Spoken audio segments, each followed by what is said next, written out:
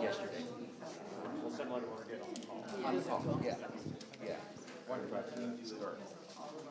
I work for UC. Good morning, everyone. This mic together.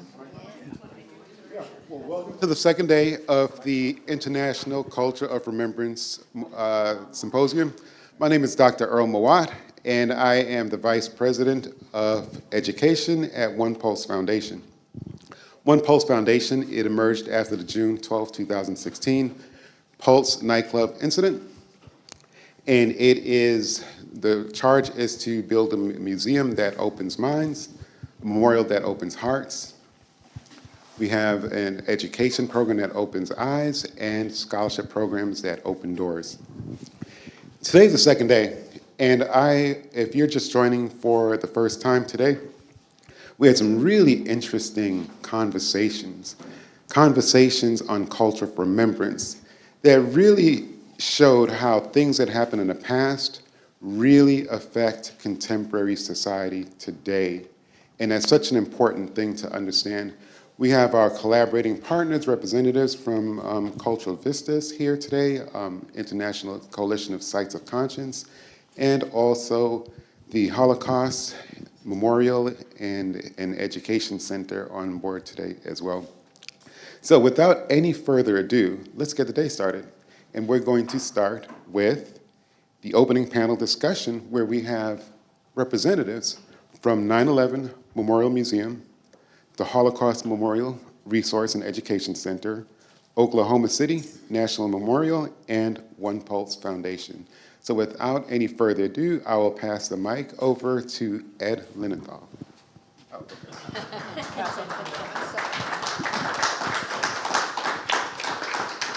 Well, good morning, everyone. This is a wonderful panel of people from various significant institutions who will talk with us about the challenges, the successes, maybe some of the failures of varieties of programs that they've been involved with, how they have changed over time. I would be interested in hearing about the challenges of the digital world.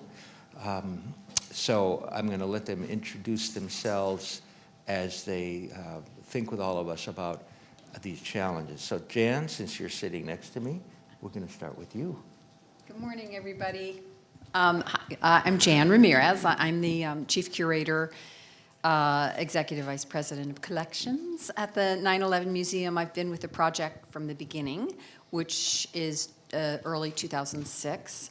But actually prior to that, on 9/11, I was at the New York Historical Society and was part of a team that went almost immediately sort of into the storm to see if we could be of use and to begin to collect and actually present exhibitions. So our first exhibition there, which was a photography show, opened on November 1st, 2001, and provided New Yorkers, a safe place uptown, really, to sort of pay witness to and reckon with what had happened. So it's been a long run with 9/11, and it's not over. Thank you. I am Mark Freed. I am a board member and past board chair of the Holocaust Memorial Resource and Education Center of Florida. I've been part of the organization for about 15 years now, and the organization has been around since the early 80s. Founded by Tess Wise, who's a survivor and just a remarkable woman. She turned 99 this week. And we are built on the foundation that she created with the mission of using the lessons of the Holocaust to create a more just society, free of prejudice, bigotry, and antisemitism, which is a remarkable mission, and I never have an opportunity to speak that I don't share that mission with everybody. We are an incredible organization that it seeks not only to ensure remembrance of survivors, of those who perished, and also those who the righteous, those who were heroes during the Holocaust, and there were those. We're also an organization, more specifically, of education, of action, and of change. And that's critically important to me, and I can build on that in a minute. We also happen to be in the process of building a brand new museum. So we've been around since the 80s. We're going to have a new museum located about a mile from here, which is significant. The location is significant in terms of its position here in Orlando in Central Florida. It'll be a 40,000 or so square foot museum. We have a partnership with the Shoah Foundation at USC, which is very significant too. And we will rename our museum the Holocaust Museum for Hope and Humanity, which I think is an important step forward too in kind of further establishing why we're here and why the work that we're doing is so important, because it's not just about the past, it's about the future and how we change our community and change our world. I'm Lynne Porter from the Oklahoma City National Memorial and Museum, and I've been there for the past 15 years. I'm the education director there. And is in our mission, we come here to remember those who were killed, those who were changed, or those who survived and those changed forever. May you learn the impact of violence, and may this memorial offer strength, comfort, hope, peace, and serenity. And we certainly hope that people that come through there see, certainly the violence, the senselessness of using violence to effect change, but also that each one of us can make a difference in this lives. And so we hope that everyone understands that. And I'll talk a little bit more about the programs and a little bit about how we do that. My name is Pam Schwartz. I am the Executive Director of the Orange County Regional History Center here downtown, just a few blocks away. In 2016, when Pulse happened, I was the Chief Curator, and I was sort of the architect of the collecting that the museum did after the Pulse nightclub massacre. And so spearheaded that collection, which now numbers over 14,000 objects, a couple hundred oral histories, terabytes of photography, et cetera, has sort of created the foundation of the Pulse collection. I was Chief Curator. I'm now Executive Director of that institution, and I also serve as the advisor for museums and curatorial sort of oversight for the One Pulse Foundation. It feels like Lord of the Flies. Back and forth. So, Pam, can you talk a bit, maybe all of you could talk a bit, about particular challenges of both collecting and thinking about programs after these horrific incidents of violence? What are museums, what's their role in responding to that, and what are the challenges, do you think? How long is the panel? I think that it's a role that's changing, so it's a little bit hard to define at this point. One thing, if you came to sessions, the session that I gave yesterday, or if you've ever spoken to me, is just that none of these events of trauma, events surrounding sort of memory or death, are one size fits all. There's so many variables that seem the same, but they're really different. There's different players involved, different politics, different stakeholders. They happen on either private or public locations. Some museums are large. Some museums, in the case for Jan, that don't exist yet. There wasn't a 9/11 museum, so the New York Historical Society was doing the collecting, and that's sort of similar to here. There was no Pulse Museum. There was the History Center, and so we did the collecting. And we've worked with, I think, many of us have worked with other sites. After we've done this work, that's one thing we try to do. We've sort of all become part of this unfortunate club nobody chose to be in. You've heard that sort of reiterated over the weekend or over the symposium here.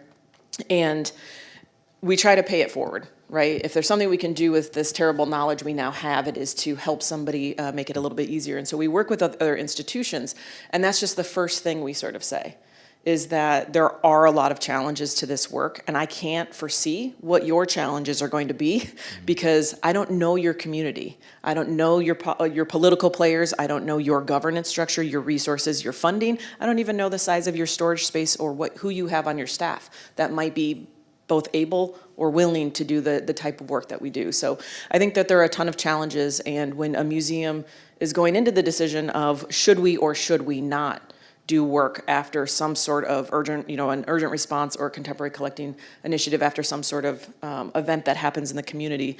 There's just a lot more questions than there are answers, and just working that through is step by step sort of a thing. Yeah, thank you. Lynn?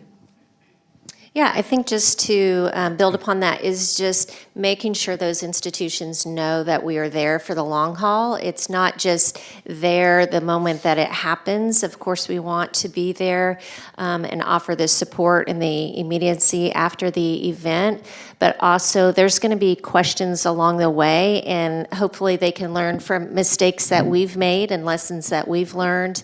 But again, inviting people to come to visit our institution, see what we've done, ask the questions that they may have, but also be their support along the way, along that journey and whatever they run into. Thank you. Mark? I don't know if this, oh, good, okay. Well, our institution is very different, and we're different for a number of reasons. One of those is that we're an institution and we're going to be a museum in Orlando, Florida, and this is not where the Holocaust took place, right? So people ask, why here? Which is a big question, and I'll maybe get to that later. But the other part of that is that there are Holocaust museums and Holocaust centers literally all over the world, and they're all important institutions, as are we.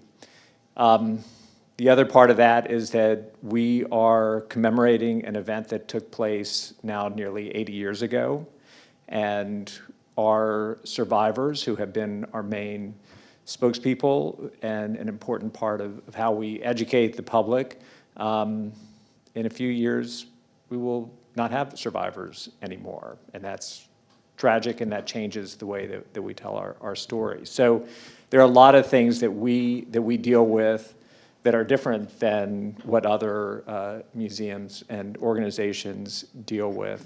But again, for us, well, I guess I want to go back to the idea of, I guess part of it is how do we establish ourselves as a different kind of institution? How do we establish ourselves as a different kind of museum?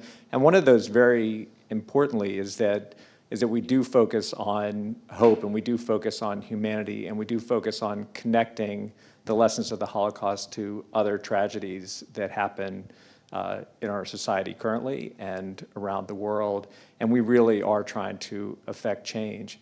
The one thing that I wanted to say, because you were talking about artifacts, and artifacts are really important, and we get asked that question a lot. The thing that happens with Holocaust museums and Holocaust centers is that people think that once they've seen some artifacts, they have an understanding of what happened. They also think that once they've heard from one survivor, that they understand the Holocaust. And the truth is, and you guys kind of mentioned this as well, everybody's experience is very different, and it's important to hear all those different perspectives. So for us, one of the things that we're doing, which I mentioned earlier, is this partnership with Shoah Foundation, which is really to build a museum that's very much focused on survivor testimonies as opposed to artifacts. We will have artifacts. We have artifacts currently in our museum. But we think that hearing those stories and telling those stories is what will ultimately lead to changing our society, and that is our goal. Remembrance is important, but change is the goal. Thank you, Mark. Lynn? So it's hard to think about 9/11 in my institution because the museum itself did not open until 2014, so it took a while. So there were, other things, other institutions that were weighing in, other programs we were doing. But I would say in general, my observation of, how 9/11 immediately played out in New York and maybe up until the years the 9/11 Museum opened is people sought out a place to think about history in a broader sense. They wanted to know, is this catastrophe somehow unique? Is this a unique form of pain and fear and suffering, or have there been, other incidents from the past, from the local past in particular, that, you know, we can draw perspective from. So I think they serve that kind of salutary effect. The other thing I would say is people are looking for, and we talked about this word yesterday, closure. They're looking for you know, opportunity to come. They want to learn, they want to pay their respects, and they want to come out feeling better. And I think one of the hardest jobs we do is to deny that inevitable human desire for closure. In the case of 9/11, there is no closure. And when we were working on the project, I used to fear getting up in the morning reading the New York Times, because there was always some article with a late-breaking piece of information that sent, you know, shivers down our spine when we were trying to put a period at the end of the final sentence and file the script.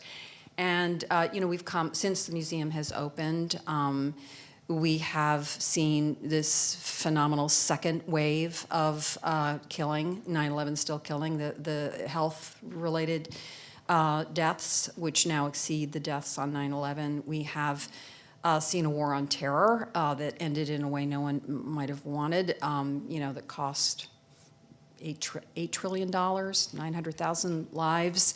You know, we have people in Guantanamo who still have not come to trial. There is no trial date for them. There is no closure on that piece. We have no criminal evidence from 9/11 in the collection because it's still being held for this serving of justice that hasn't happened. So I think it's really challenging to create an honest interpretive program, because it's really not what our visitors want. But I think as responsible memory preservers, we need to get better at that. I want to build on that a little bit, because I completely agree with everything that you're saying. I think that it's human nature that we want to bring things to conclusion, that we want to say that that's history. And you know, so there are two things that I think about that. One is the thing, again, since, you know, the events that we commemorate happened so far in the past, 2 generations ago. The tragedy of the Holocaust is that it's still happening today, that there are still genocides today, that there's still anti-Semitism today, that there's still horrible racism and prejudice and bigotry today. And that's heartbreaking for me to say. And that's why I do the work that I do and sit on these panels and am a member of the board, because what we've done hasn't been effective. We have failed at our mission. Our mission is to use the lessons of the Holocaust to build a more just society, free of anti-Semitism, prejudice, and bigotry of all kinds, and we have failed. And that's why we're still doing this work. The only thing that I can say in terms of, I know that people want to walk into a center like ours or a museum and have some sense of satisfaction that they've thought about it and they've come to some sort of resolution about it. And the best that we can do is to ask people to take action after they leave our center. We want it to be a starting point and not an ending point, and we harp on that all the time. One of the significant differences, I think, between the world of memorial culture today and several generations ago is the compression of time between event and memorialization of event. I mean, the great era of Civil War memorial building, although certainly small towns, particularly in the South, did soldier statues, memorials earlier. One of the great changes is that. And that means, for better or worse, that survivors and family members are involved in many of the memorial processes. And everybody here, and I'm sure Mark, that survivors are part of your visioning. This has its rewards, and it also has its challenges. I want to hear from everybody about how you've faced those challenges, but let me just give you 2 examples of the kinds of things that can bedevil any process. I mean, anyone thinking about memorials to violence, particularly now when memorial and museum are grafted together, because they're completely different kinds of languages that are expected in each of those worlds. I just returned from Norway, where I've been with James Young and Alice Greenwald, the director of the 9/11 Museum, and Cliff Shannon, also from the museum. We've been small conversation partners with folks in Norway, memorializing the murder of 7 people at the government center in Oslo and 69 labor youth in the summer of 2011. And we've spent lots of time since 2013 on the island, including last year and this year, sleeping over there for a night. And they've incredibly brought it back to life in a really wonderful way, and it was a real challenge to do that. Family members were involved, in every step of the way. Family members serve on panels. There were a number of family members on the Flight 93 Memorial Commission. But it also can be the case that family members and survivors can bring their own sets of problems to such planning. For Flight 93, and I was on the Federal Commission for a decade, and there were a number of family members who were they were amazing, courageous folks that were on the commission. One set of family members knew, in quotation marks, that their son had led the attack into the cockpit. This was not something that they thought, they knew.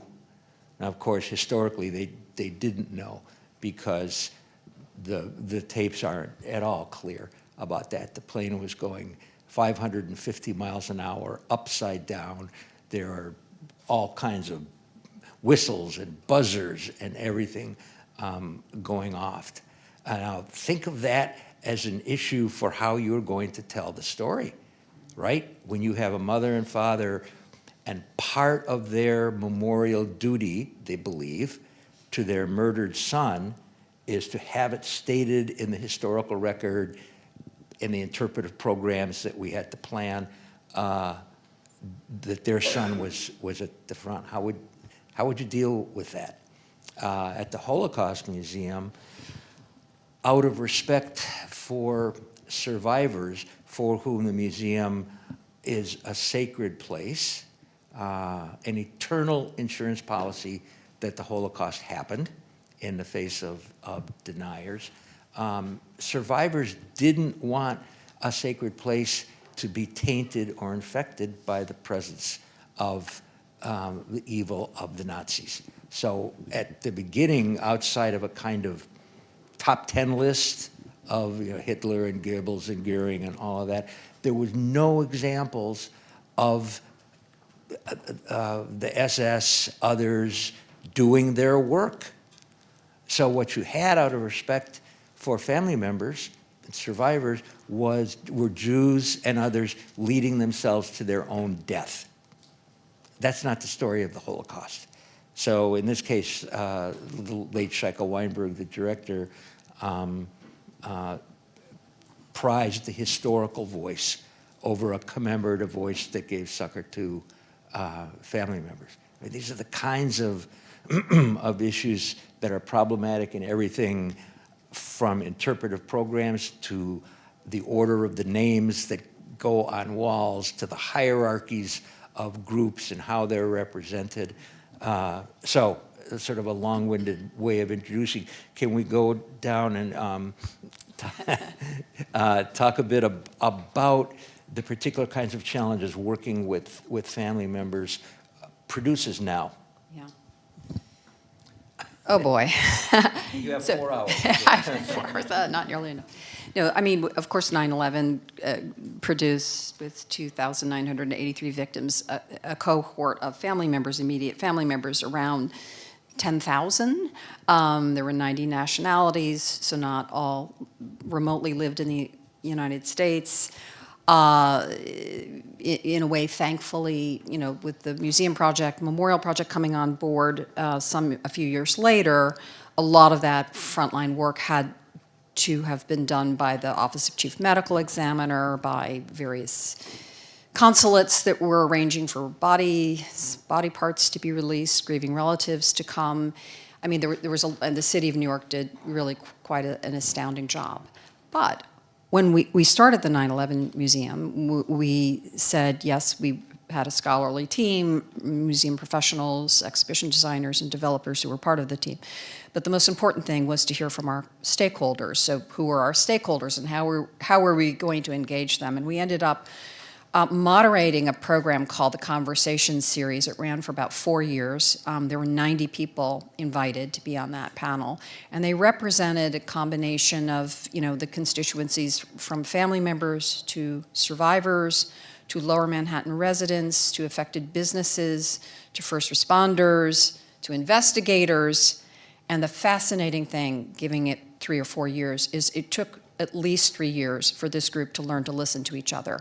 They only saw, you know, their lens of this history, understandably privileging the family connection because they were the ones who had the most, you know, insufferable loss. But it was so interesting to watch this eventually start to happen, where the residents' experience of being, you know, running from home, and in some cases not being able to come back for 3 to 4 years, to residents that were still contaminated, you know, that their experience of trying to raise children and feel safe again and get their rhythms, you know, was actually something that was part of 9/11, you know, as equally as a grieving widow whose, you know, loved one worked at Cantor Fitzgerald and jumped from the building. So that was, you know, I don't know what we would have done without that time. And it remains a cacophonous process, let me assure you. But one thing I was going to say is that although we continue to naturally have the commemorative anniversary ceremonies on 9/11 itself for the families who read the names of their loved one, in the evening, the sort of ethereal towers of light for the community to come out and remember to honor the presence of absence in the skyline. But we have added another commemoration, which is May 30th, and that is recognizing the conclusion of the 9-month of rescue, recovery, cleanup operation at the site. And that has become as almost well attended, you know, as the 9/11 events, because it captures the story as it picks up on 9/12, you know, through the next 9, and that is a story that people want in on. And they feel generally very good about what they did. And one of the calls I tend to get as a curator all the time is, it's a group that's calling. It's the forensic dentists, it's the veterinarians, it's the Department of Sanitation, it's the structural engineers of New York. And they're calling to nicely complain that their story isn't prominent enough in the exhibition. And what that means, it usually opens up a dialogue. They want in. They feel that it's important for them to be in this. It's a history, as tragic as the history is, and as God knows complex as it became, with all the ramifications, they want in. And I think that's something very interesting to think about. Thanks, Jan. Mark? I'll be quick because I really want to hear from you guys. Actually, I get to be a panelist and a spectator, I guess. But I think, you know, a big part of it for us is, you know, there are multiple things. I guess there are multiple things going on for all of us, right? So there's a memorial to the victims of the Holocaust. There's the history of what happened and how it happened. There's the story of the survivors. There's the story of liberation. There, in a big way, for those who don't think about it, there's the story of the second generation. The children of the survivors have a very unique history. They have a very unique way of growing up as the children of survivors, and what they gleaned and what the impact that had on their families. truthfully, my family emigrated to the United States prior in the late 1880s, early 1900s, so kind of prior to the Holocaust, and that's unique, that my family escaped that, and that is the only reason that I'm here today. You know, I love that. One thing I was going to say is there's also, you know, what happens in the exhibit, and then there's all the programming that happens. And the wonderful thing about the programming is that it's fluid, right? So we have always emphasized bringing in survivors and bringing in people to provide first-person testimonies about the Holocaust. And again, I know, because I talk to people all the time, that they think that once they've met a survivor, they understand the Holocaust, they've heard the story. And that's how they think of it, as the story. But there are literally millions of stories from anybody who was there or connected in any way to what happened. And it's important to hear as many of those stories as possible. And that's, again, also there are many museums around the world that all tell the history and the stories in different ways. And they're all important and they're all vital. And I love our approach, again, is going to be the focus on first-person testimony. It's the reason for our partnership with Shoah Foundation, which is there are no words to express how important this partnership is and how it makes our museum something extraordinary. But the opportunity that people are going to have to hear those first-person testimonies and not an interpretation of their stories is critical and meaningful. And the last thing I'll say is I mentioned in the beginning that our center was founded by Tess Wise, who is a survivor, and now her daughter plays a prominent role. She's a very close friend of mine, and I know she gets tired of hearing me say it, but her continued involvement in this museum and our mission and our movement forward is critical because she represents her mother's legacy and ensures the credibility of the way that we tell the story in relation to her mother's mission. And so that generation is remarkably important. And we are a little bit different because we are, being here in Orlando, we are a center that was started by a single survivor, and we're honoring her mission and what she wanted out of the center and out of the museum. So we're not dealing with everybody who is involved with the Holocaust. We are finding our place and our story amongst all the other museums. But yes, going back to your original question, it is challenging, but that's also helpful for us from a strategic standpoint to figure out how do we do this work? How do we make it relevant? How do we make it resonant? And again, in our case, how do we use this platform to affect change in our world? And I will go back to that every chance I have a microphone, that it is not just about being a memorial, is not just about remembrance. If we don't change the world, then we have not fulfilled our mission. Thank you, Mike. Lynne. Well, the Memorial Museum was actually, comparatively to 9/11 and some other memorials, the event happened in 1995, and just within months of the incident, a 350-member task force was put together of family members, survivors, first responders, people from the community, and they all got together, and there was a lot of disagreement. Emotions were raw, and people were hurt, and they were healing in different ways. So people saw, okay, we want this way, no, we want this way. And, fortunately, everyone kind of looked at the end goal, what they were really wanting. And so they were able to come to agreement of, through talking it out and listening to one another. And within 5 years, in 2000, the memorial was open, and in 2001, the museum was open. Now, in the beginning, in the museum, there were a lot of people, they didn't want to hear anything about Timothy McVeigh or the perpetrators of this crime. It just wanted to kind of focus on, their loved ones and what happened.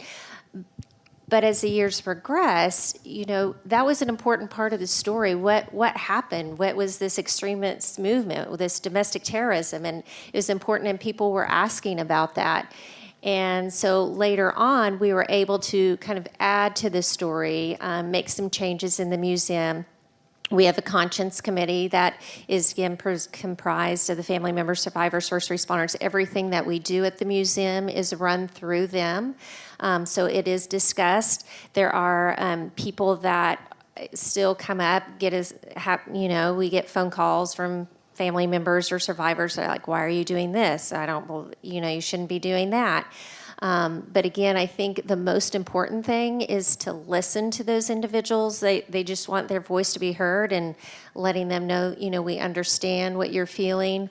So we, again, try to work through those problems. But, it is a challenge to make sure, because everybody is different. They have different experiences, and how they heal is going to be different. So we're not going to be able to satisfy everybody, and it's sad, because you hurt for everyone that calls and have lost a lot in that, and you want to make sure that they're represented, but we just try to do the best that we can, and certainly listen to the conscience committee and people that are representing the survivors' family members, first responders, and get their input before we make changes. And educational programs we started we do feel like that listening in those conversations, there's so much division in this country, and so a couple years ago we started a program called Better Conversations, and it's a way to bring people together to talk about challenging topics in a civil manner. We have tried to train some facilitators to go out in the community to, again, teach people that, hey, it's okay to have, different perspectives. That's what makes this country great, too, that, you can listen to these and try to solve these problems. But, so we have been really trying to get people involved in those conversations, and because we all have that common goal. We want to be happy, we want to have a good life, we want the betterment of this world. How do we get there? And so listening to one another is really important to us. Thanks, Lynne. I might be challenging the wrong group here, but how many of you read all of the text panels when you go to a museum? Oh, man, I was hoping somebody. Come on. I'll raise my hand for myself. Your exhibits, Pam. Yeah, no my question. exhibits. Imagine taking a story who you can't finish the end of it, right? You've got 80,000, 100,000, 150,000 words, and fit it into 75 words for public consumption and understanding. What's the point you're going to leave with, right? Because you're maybe only going to read, 10%, 50%, I don't know how many percent of the text panels. And that's what it is when it comes to the families and to the survivors, right? This is a lifelong journey. Once you're a survivor, families are a version of surviving, right? You're never not a survivor, and your children are never not a survivor of this thing that has happened. And so I think that while it is a great challenge to bring so many voices to the table, it's the most worthwhile challenge in all of the work that we've done. And it's not always even easy to get people to come to the table, right? You can have a task force or an advisory council, and you can invite everybody. It doesn't mean they want to come, even though they might want their story heard, but it also might mean they're not ready to come or to sit in a room. And so trying to meet people where they're at. And I've mentioned this multiple times too, is that it's not always, okay, yeah, I'm the person that's gonna log into Zoom and air my thoughts about my murdered child to everybody in the room. But maybe they do wanna have a cup of coffee on a Saturday afternoon and share, or maybe they do wanna just write you an email. And so never are all those voices going to agree. If we have an 80,000 word paper, we as a room have to boil down to 75 words. Do you think any of us are gonna agree on which of the 75 we're picking out? Maybe a few of them, but not all of them, right? And so I think that's really the point, is making a space, right? We don't have enough space on the walls to tell the stories. We don't even have enough space on a website, online, virtual, whatever, to tell those stories. But we can make enough space for everyone to share in the way that they want to share and to be heard. Again, it does not matter that you get, or does not mean that each individual is going to get what they want, because that's obviously impossible when there's so many voices at the table. But it does mean that we can work together to find the best collective solution for how we're moving forward. And sometimes it's as simple as, well, I don't want that. Well, okay, if there's going to be that, how do you bring your voice to the table and impacting that to be the best thing it can possibly be in the case of a memorial or a museum, right? So these are challenges if people aren't ready to participate, they don't want to participate, yet they still want to be heard, right? So trying to navigate through that is really important, and finding ways to let them come to the table on their own terms when they're ready, how they're ready, and just trying to find a way to do the best we can in every way that we can at a time when we can't do it all. So. Yeah, thank you, Pam. These processes become so important, and I felt this so strongly in Oklahoma City. These folks are practicing the arts of democracy in really wonderful ways that certain capital cities could learn a lot from. So I want to open this. I hope you have many questions for this wonderful panel. Two things, just sort of baseline things that I want to say. One is controversy in these events doesn't mean something is wrong. I tried to convince journalists of this during the Enola Gay controversy with absolutely no success at all. Controversy means people are passionately engaged.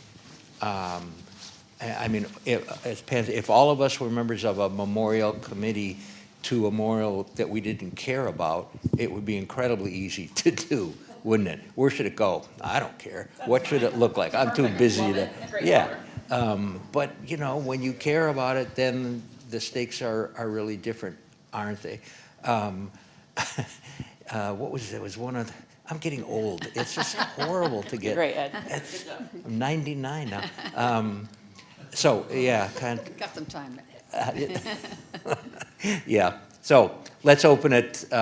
Maybe I'll think of what I was going to say. Let's open it for, please.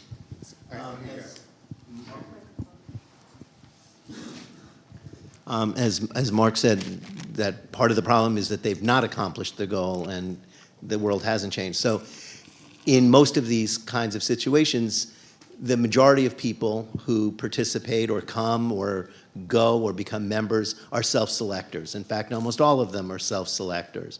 And the only way change happens is when you go beyond self-selectors. So what have you done? What do you do? What are you going to do to get the self-selectors to show up or to infiltrate the non-self-selectors so that change can happen? Because until those people are touched, they stay in their bubbles, they stay in their cocoons, which are filled with the hate and animosity and ignorance or lack of information so that the world doesn't change. Can I say something? Of course.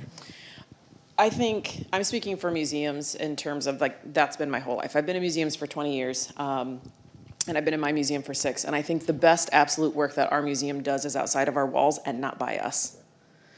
It is the people who choose to come, who choose to learn, who choose to engage, who choose to have dialogue, who then go out and meet people we will never meet, who will never come to our museum, and choose to have that conversation or that dialogue over whether you're sitting in an Uber and you're talking to your Uber driver about something, you know, history related, and you have an opportunity to say, hey, do you know what I learned or what I saw or something, or just to plant that seed, right? Or you're standing in line for getting coffee, or it's somebody you work with and you've heard them say something and you're like, well, actually, I'm not sure that's true, and this is why. So I think that is sort of step one, right, is to continuing to have a really strong program. But I also am a fan of accidentally, like, creeping history in on people, right? So we look at, like, historic markers, and I think people are self-selecting to read those, but sometimes it's like you're standing in line waiting to get into a show at the Beecham down here downtown, and if there's a plaque on the wall, you might just read it because you're bored. So accidentally learning something you hadn't actively tried to do is another way for us to keep sort of getting the messaging out there and just keep trying to create that change and engage people in some form of dialogue, right? So I think that that's just an important thing, is that a museum is classically defined by its walls and its sort of, you know, old courthouse look like we have, but the best work we do is not in those walls, and it's not even by us. It's just impacted by us. Yeah, thank you. Lynne, Just touch on that a little bit. Just like she said, I think that a lot of people, they're self-selectors. They come, we have these better conversation programs, these topics we put out, and then have people come. But it's the people that are willing to be open and talk about these hard topics, but we want those that maybe disagree. And so I think, like you said, it's the best thing, like, if we can have those people that come and learn, school groups that come, young people that come and participate in those better conversations as part of one of their field trips, and then they start thinking about, hey, yeah, we can have these different perspectives, but still have a civil conversation about it. And then maybe they talk to their friends about these difficult conversations. I think, you know, if we go out to libraries or, you know, other places, coffee shops, things like that, and have, maybe they don't want to come to the museum. And so going out to different places and try to engage different types of people, maybe they'll come and just, you know, in a safe, casual environment where they don't feel like they're coming. We feel like it's a safe space at the museum, but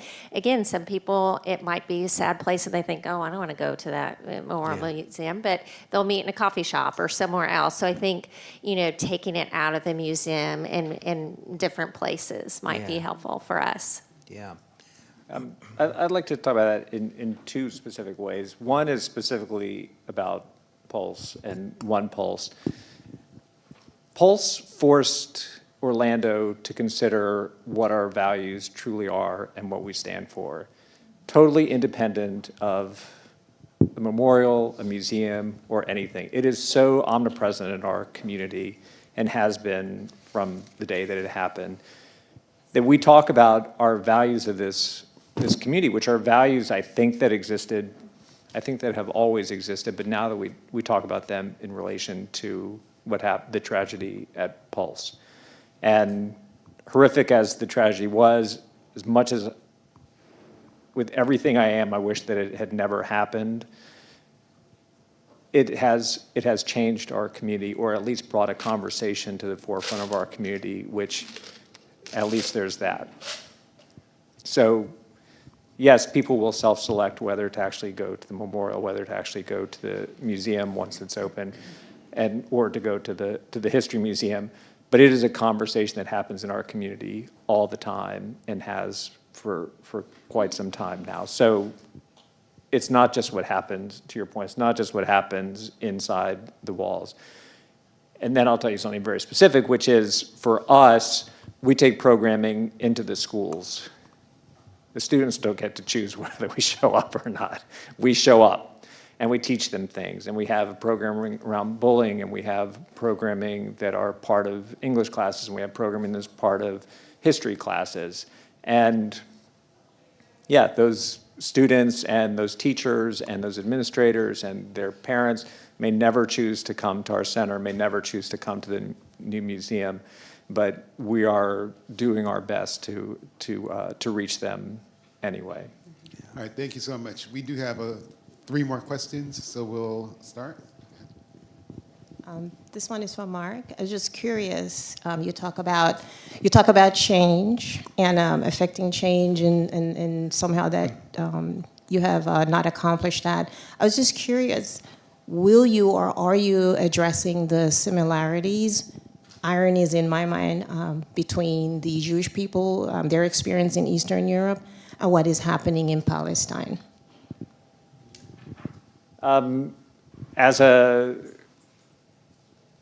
Let me think how to answer that question, and I appreciate the question, and I know it was meant to challenge me, and I appreciate that.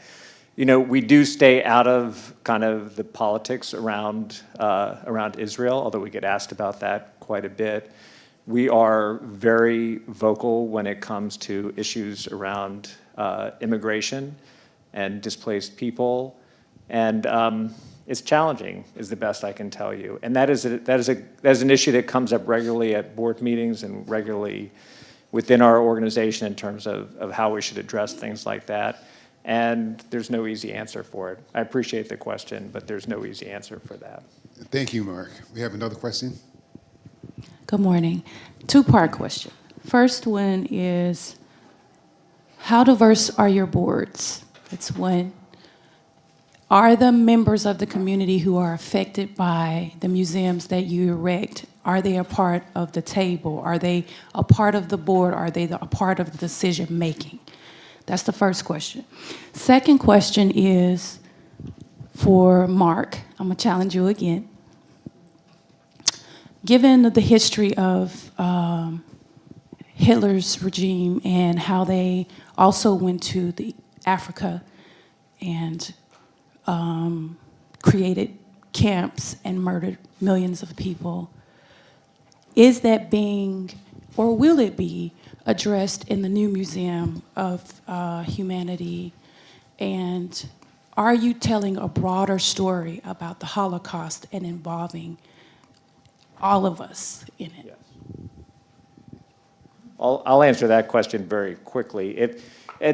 I'd ask you to go check out Shoah Foundation, because the interviews and the first-person narratives are not just restricted to the Holocaust, but are interviews with survivors and people connected with genocides all over the world. And absolutely, that's critical to our mission. And as I said, being that our mission is to end prejudice and bigotry of all kinds, certainly, again, we speak out when it comes to genocides all over the world. And we also speak out not just, or we memorialize not just the Jewish victims of the Holocaust, but the homosexuals, the Romas, the disabled, and everybody who was a victim of the Holocaust. And that is always a part of our story. Thank you, Mark. We have another question? So, Mark, you triggered this for me. So, Orlando, oh, sorry, two-part question. Go ahead. The first one was how diverse are your boards, and also is the communities that you represent a part of that decision-making? I'll just start as one of the older places, which is that on our board, which is about 40 people, maybe a few more, there are about a third of the places were reserved for family members. And family members, not just CEOs of, a bank whose child had been murdered, but a firefighter who'd lost his son, a kindergarten teacher who'd lost her husband, and so forth. And they were the moral voice of a lot of our decision making. And they probably made the largest contribution in many ways to our interpretive approach to things. They were not at all on the same page with one another, so there was that. But they were sort of an invaluable presence. We also have a community government affairs large division that keeps community members from the stakeholder group very actively involved on a variety of issues. But we also have a partnership sort of program where we partner with 501c3s that were born out of 9/11 around causes, or family groups, or Voices of September 11th Resilience Center, for example. And when we have a challenging sort of question, we go to them first, and sort of seek their counsel for some sensitive issues. So anyway. Thank you, Jan. So, Mark, you triggered for me.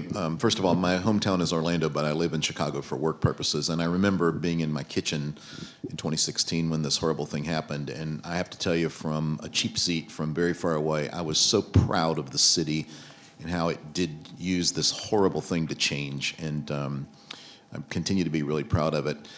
So my question is this, and Pam and Mark, I thought this might be for Oklahoma and New York, but I actually think it could be for all of you. So as the One Pulse Foundation also engages in remembering the past appropriately and conveying hope for the future, just like the Holocaust Museum, frankly, just like the History Center.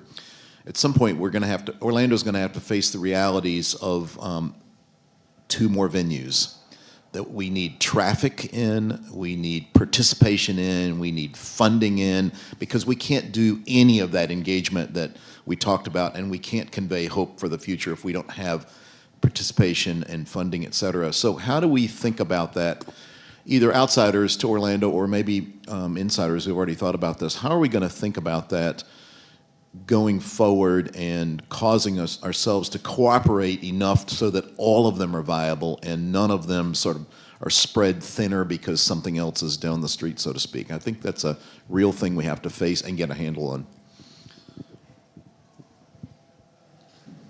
Who wants to go first? I hope we do more of this. I mean, I think it's an age-old problem for museums, cultural groups, arts institutions, et cetera. There's never enough philanthropy to go around for how we all wish we could grow for and with our communities, right? The people are always coming a lot faster than the dollars in terms of the growth of the community. So I'll just be honest, in Orlando, we've never played well enough together as cultural institutions. When I came 6 years ago, I always joke, like I sent an email out to a lot of colleagues and was like, hey, let's get coffee or lunch, and I didn't hear back from anybody. I was like, oh, this is how this is. Okay. So we've worked for 6 years to start building those collaborations. We're slowly building some of that because we are absolutely stronger together. We all share missions, right? They're written a little bit differently, but they're all sort of getting to the heart, I think, of the same thing. We're all trying to, in some form, educate, open minds, and try to help create some sort of action towards a better future, right? Like if you boil it all down, that's what it comes down to. So I think that's a really hard question for every community. We were talking last night, Jan was saying, like, how do you get, or maybe it was this morning, I don't know, it all blurs together. How do we get people to come to programs when there's 10,000 things happening here? The Orlando calendars are so long, there's so much going on, even though we're really kind of a small community. And likewise, in New York City, what's the competition for people to come and pay attention and to be a part of it? So I think it's an ongoing problem. I don't know that there's an easy answer for that, but I think absolutely coming to the table and sitting here in a room together is the first place we start. All right, so thank you. And the last question, respectfully, I have to bring it back to what was previously asked because it was brought to my attention that it wasn't addressed by the entire panel. So if you can ask the question one more time. How diverse are your boards? And are the people who are represented, the community that are affected by you making these museums and creating these museums a part of the dialogue and the decision-making? I can only speak to the History Center board. I will say that it is the most diverse it has ever been, and it is not diverse enough. And it is something that we've been working on for 6 years. History and the people who support it, 6 years ago, our museum was for wealthy, white, cisgender men. That's what our narratives were. That's what our collection was. And so we've worked to decolonize the institution over the last 5 or 6 years. But that takes time. That work takes a lot of time to build relationships. Who wants to be on our board if they don't see themselves in our museum? But how's our museum ever going to look like you if you don't participate, right? And so we are working on that and actively trying to seek people, but trying to find people who can also come and participate. So many people we try to seek out, they're on 6 and 8 and 12 boards. And so trying to find our way and meet other community members. And so if you are a person in this room or you know someone who is interested and interesting, invite them to, if you are kind of interested in a place, go talk to them about being on the board, right? There's usually like a give or a get, but that can look in a lot of different ways. So I know we've got more work to do. We're the best we've ever been. But we, as a history museum, don't only represent this one event in our past. We cover 14,000 plus years of history. But what we need to do is make sure that our board is reflective of our community's experience the best we can. We don't have enough seats on our board to be fully reflective of our community, but we can sure try a lot harder. And that's something that we are actively working on. And the success hasn't been as quick as we would like, but something we're dedicated to. Thank you, Pam. And Lynn, in 30 seconds or less. We could definitely be more diverse, but we do have family members, survivors, first responders on that committee as well, on our board, as well as the conscience committee, and all major decisions, any enhancements to the museum are run through them to make sure that we're representing them. Mark, 30 seconds or less. I'm good. I echo what Pam says. We work very hard to have that type of diversity on our board. We have several second-gen members of our board, meaning their parents were survivors of the Holocaust. We have members of all the different facets of our faith community, but we're always working on that. And to your point, the best point you made, there are never enough seats. And sometimes we have debates about having too many people on the board. Sometimes we have debates about having not enough people on the board.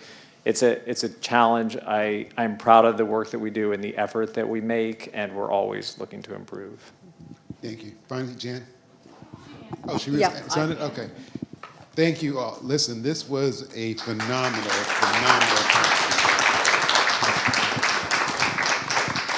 I think they brought a whole new dimension to understanding each organization's struggles, if you will, right? Issues and concerns, and actually opening up the conversation on how other organizations go forward in doing this kind of work. So thank you so much. Really appreciate the level of expertise here on the panel.